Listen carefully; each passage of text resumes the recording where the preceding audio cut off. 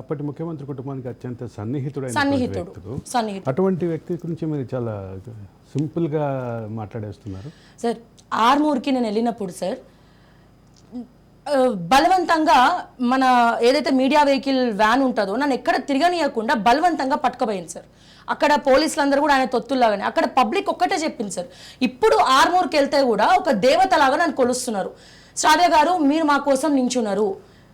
ప్రతి ఒక్కరు సార్, చిన్న పిల్లల దగ్గర నుంచి ముసలోళ్ళ వరకు, సర్పంచ్ల వరకు, ఎంపీటీసీల వరకు జీవన్ రెడ్డి వల్ల ఎవరు బాధపడలేదు సార్. ప్రతి ఒక్కరు ఆర్మూర్ అయితే అది ఏమంటారు, ఒక తీహార్ జైలు కన్నా కూడా ఘోరమైనటువంటి పరిస్థితి. అక్కడ ప్రజలందరూ ఒక జైల్లో బందీ అయ్యారు సార్. అంటే మీరు మీ అంటే కొత్తగా జర్నలిజంలోకి వస్తున్నటువంటి వ్యక్తి మీరు, ఇట్లాంటివన్నీ చూసినప్పుడు ఏమనిపించింది?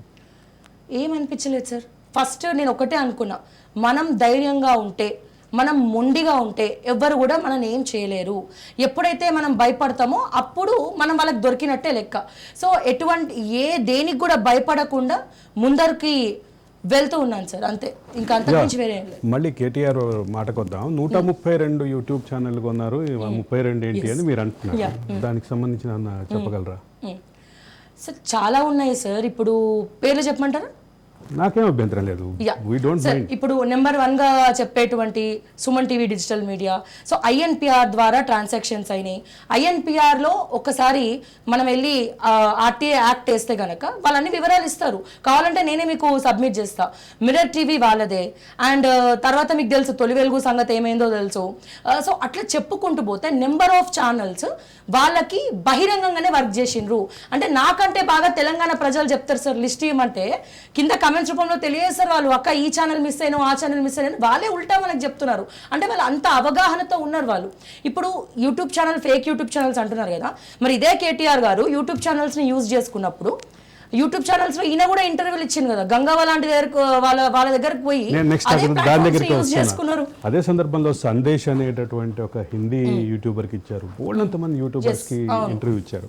అంటే యూట్యూబర్లని, సోషల్ మీడియా యాక్టివిస్టులని ఉపయోగించుకునే క్రమంలో వాళ్ళు అందరికంటే ముందున్నారనేది ఒక చర్చ ఉంది.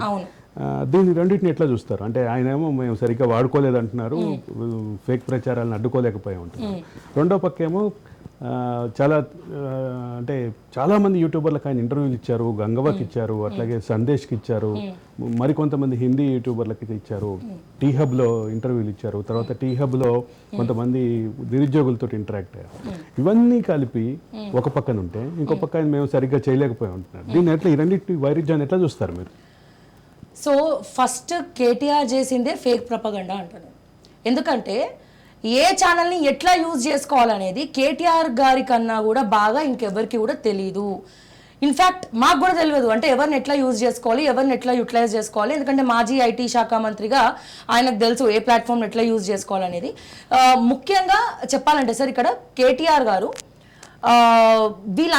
వీళ్ళందరూ ఇన్ని ఛానల్స్ని ఆయన యూజ్ చేసుకుంటే కూడా ప్రతిఫలం ఎందుకు రాలేకపోయింది సార్? అసలు యూజ్ చేసుకోవాల్సినటువంటి అవసరం వాళ్ళకి ఎందుకు వచ్చింది? ఇంతమందిని కొనాల్సినటువంటి అవసరం ఎందుకు వచ్చింది? అంటే మీకు భయం ఏర్పడింది కదా, మీరు పాలన సరిగ్గా చేయలేదనే. పదే పదే కొన్నారు అంటున్నారు, అంటే ఏదైనా ఇన్ఫ్లుయెన్స్ చేశారా, లేకపోతే దాని ఓనర్షిప్ని కొన్నారా, లేకపోతే బెదిరించారా, ఏం జరిగింది? కొన్ని ఛానల్స్ని బెదిరించారు, కొన్ని ఛానల్స్ ఓనర్షిప్ని కొన్నారు. ఎక్కడెక్కడైతే ఎవరెవరైతే యాంటీగా మాట్లాడతారో ఫస్ట్ వాళ్ళకి ఒక భయం అనేది చూపిస్తారు.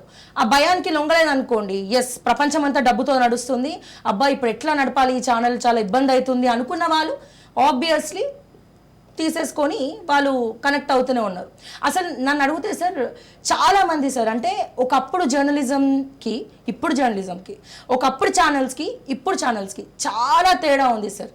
జనరేషన్ మారింది అంటున్నాం, కానీ అంతకన్నా ముందు జనరేషన్తో పాటు ఛానల్స్ కూడా మారిపోయాయని ఫస్ట్ నేను బాధపడుతున్నాను ఈ విషయంలో.